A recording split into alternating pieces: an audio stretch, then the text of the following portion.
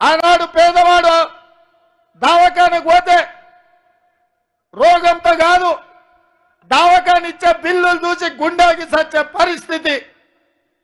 కానీ doctor YS Rajasekhara Reddy గారు రాజీవ్ ఆరోగ్యశ్రీ పథకం ద్వారా పేదవాడికి కార్పొరేట్ వైద్యాన్ని అందించాలని యశోద అపోలో ఆసుపత్రిలో బెంచ్ కార్లోనే కాదు గంజి తాగే పేదలకు కూడా వైద్యాన్ని అందించాలని ఆనాడు 2 లక్షల రూపాయలతోని 20 ఏళ్ల కింద ఉచితమైన వైద్యం అందించి పేదల ప్రాణాలు కాపాడింది సోనియమ్మ రాజ్యం, కాంగ్రెస్ ప్రభుత్వం.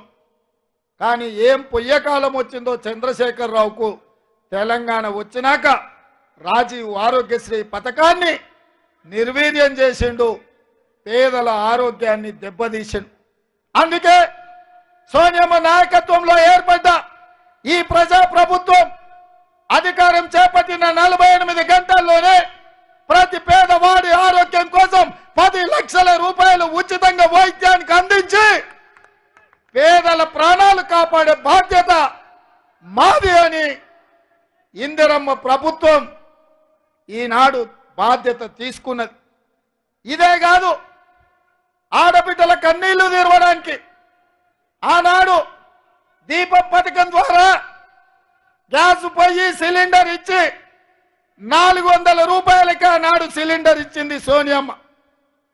కానీ కేంద్రంలో మోడీ, రాష్ట్రంలో కేడీ అధికారంలోకి వచ్చిన 10 ఏళ్లలో 400 ఉన్న సిలిండర్ 1200 చేసి మా ఆడబిడ్డల సొమ్ము దోసుకొని వాళ్ళ ఉసురు కొట్టుకొని ఇవాళ కేసీఆర్ పతనమైండు.